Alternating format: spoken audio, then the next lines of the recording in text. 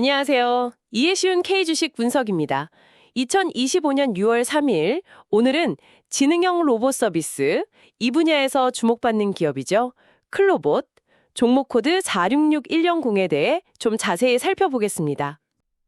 법적 고지 및 투자 주의사항.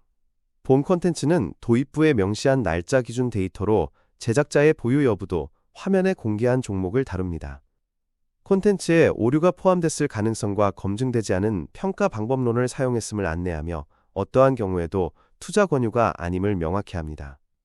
투자는 원금 손실 가능성이 있고 투자에 대한 모든 책임은 투자자 본인에게 있습니다. 항상 유의하시기 바랍니다. 자, 그럼 클로봇 이야기 한번 시작해 볼까요? 클로봇은 2017년에 설립됐는데요. 한국과학기술연구원, 그러니까 KIST 출신 연구진들이 주축이 된 지능형 로봇 서비스 전문 기업입니다. 기술력을 인정받아서 2024년에는 기술성장 기업으로 코스닥 시장에 상장했죠. 아, KIST 출신이군요. 시작부터 기술 기반이 아주 탄탄했겠네요. 김창구 대표이사님도 KIST에서 20년 넘게 로봇 소프트웨어 연구 개발 경력이 있으시다고요? 네, 맞습니다. 그 전문성이 상당하죠. 그런 기술력을 바탕으로 현대차 그룹 제로원, 또 네이버의 D2SF, 롯데벤처스 같은 곳에서 누적으로 한 320억 원 투자를 유치했고요. 와, 320억이요? 네. 그리고 이미 고객사도 130곳이 넘습니다. 최근 소식들도 좀 흥미로운데요. 2024년 10월 상장 때 공모가가 13,000원이었는데 청약 경쟁률이 1000대 1 넘었다면서요? 네, 그쵸. 시장 기대가 상당히 컸어요. 그리고 같은 해 8월에는 그 유명한 로봇 기업이죠. 보스턴 다이나믹스하고 플래티넘 등급 파트너십을 맺고 국내 독점 판권까지 확보한 게 아주 중요합니다. 네, 그 점이 눈에 띄더라고요. 네. 그리고 2025년 들어와서는 3월에 레인보우 로보틱스하고 제조물류 로봇 사업 협력을 위한 MOU, 양해각서를 체결했고요. 4월에는 SK그룹 계열사 나무엑스의 로봇 통합 관제 시스템을 공급했습니다. 아, SK에도요? 네. 최근에는 보스턴 다이나믹스의 로봇 스팟 있잖아요. 이게 트럼프 미국 대통령 경우에 투입됐다는 소식이 전해지면서 잠깐 관련 테마로 주목받기도 했었죠. 그렇군요. 기술력도 파트너십도 좋아 보이는데 클로봇의 핵심 제품이나 서비스는 구체적으로 어떤 건가요? 핵심은 크게 두 가지 솔루션으로 볼 수 있습니다. 하나는 카멜레온, 이건 범용 자율주행 솔루션이고요. 다른 하나는 크롬스, CROMS인데 이건 이기종 로봇 관제 솔루션입니다. 카멜레온부터 좀 설명해 주시죠.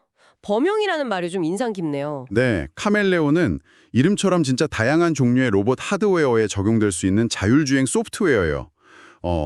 그래픽 사용자 인터페이스, 그러니까 GUI 기반이라서 코딩 없이도 쉽게 로봇 움직임을 설정할 수 있고요. 아, 코딩 없이요? 네, 그리고 로봇이 스스로 주변 환경 인식하고 지도 만들면서 이동하는 핵심 기술 SLM, 슬램 기술하고 딥러닝 기술이 적용되어 있습니다.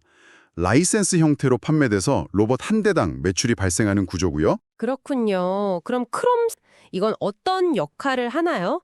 이기종 로봇 관제라는 게 약간 생소하게 들리기도 하는데요. 아, 네. 크롬스는 국내에서는 유일하게 클라우드 기반으로요. 서로 다른 제조사의 로봇들, 이걸 이제 이기종 로봇이라고 하죠.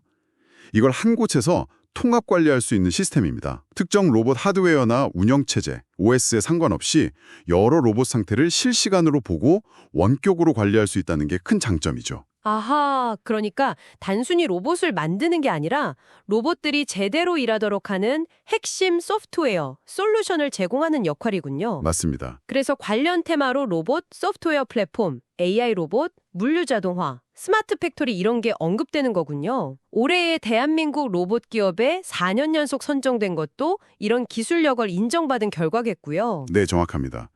그 수상 경력 외에도 한국산업기술진흥원, KIAT, 그리고 한국기술신용평가, KT11로부터 기술성 평가 A등급을 받았어요. 기술력은 공식적으로 인정받은 셈이죠. 네, A등급이군요. 핵심 경쟁력은 역시 기술인데 국내 등록 특허 30건, 출원 중인 게 50건, 해외 출원 5건. 이렇게 지식재산권 확보에도 아주 적극적입니다. 2023년에는 직무발명보상 우수기업으로도 선정됐고요. 비즈니스 모델 측면에서도 좀 차별점이 있을까요? 하드웨어에 얽매이지 않는다는 거. 그러니까 범용 솔루션이라는 점이 크고요. 또 비싼 서버 없이도 지능형 소프트웨어를 구현해서 비용 효율성을 높였다는 점도 특징입니다. 더 나아가서 2025년 그러니까 올해죠. 올해 지으면은 서비스형 로봇 RAAS 개념의 소프트웨어 플랫폼을 공개할 예정이라고 하니까요. 아, RAAS 플랫폼이요. 네, 이건 이제 굿옵 기반의 새로운 수입 모델로 확장될 가능성을 보여주는 거죠. 대기업들과의 협력 관계도 상당히 활발한 것 같은데요. 어떤 사례들이 좀 있을까요? 대표적으로 현대자동차 그룹과는 제조 공장의 로봇 솔루션 협력하고 있고요.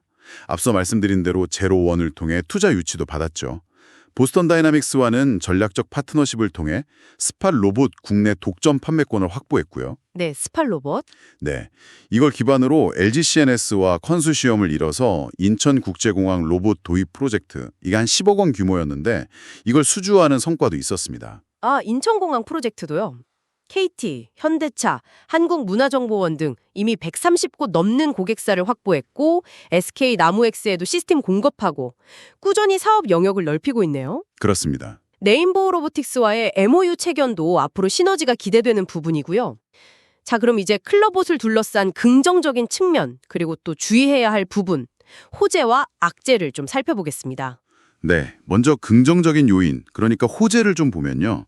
단기적으로는 지난 2월에 52주 신고가를 기록했던 점, 그리고 아까 말씀드린 보스턴 다이나믹스 관련 이슈나 SK 나무엑스 프로젝트 수주를 통한 사업 확장 기대감 같은 것들이 있습니다. 네. 그리고 중장기적으로 보면요.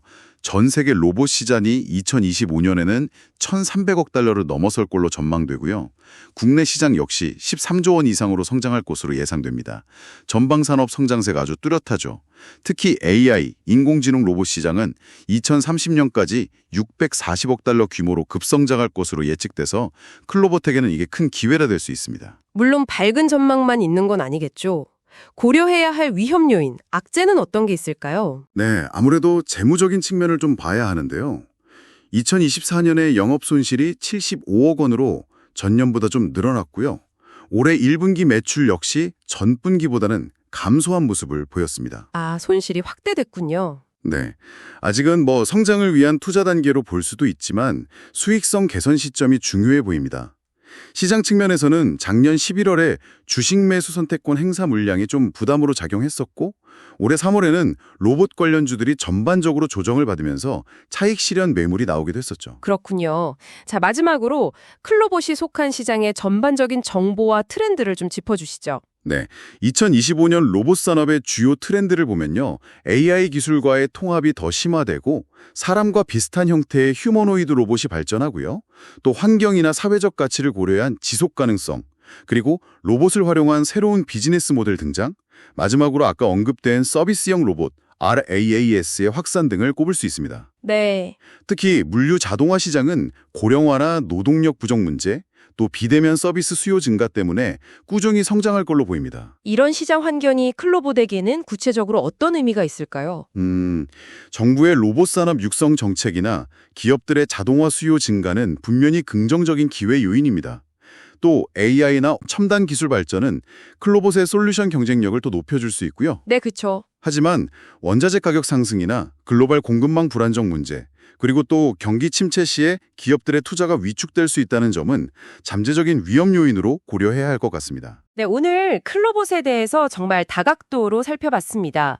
탄탄한 기술력, 또 차별화된 소프트웨어 솔루션, 주요 기업들과의 파트너십. 이걸 보면 성장 잠재력이 큰 기업임은 분명해 보입니다. 네, 맞습니다.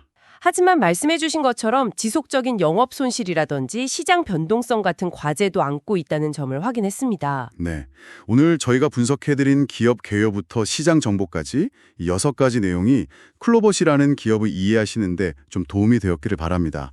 앞으로 투자 결정하실 때 기초자료로 활용하실 수 있을 것 같고요. 네, 다시 한번 말씀드리지만 투자는 어디까지나 여러분의 신중한 판단하에 이루어져야 하고 그 결과에 대한 책임은 투자자 본인에게 있다는 점 꼭 기억해 주시기 바랍니다. 이해 쉬운 K주식 분석, 다음 시간에는 클로봇의 재무 상태와 기술적 지표 분석 등 좀 더 구체적인 내용으로 돌아오겠습니다. 감사합니다. 감사합니다.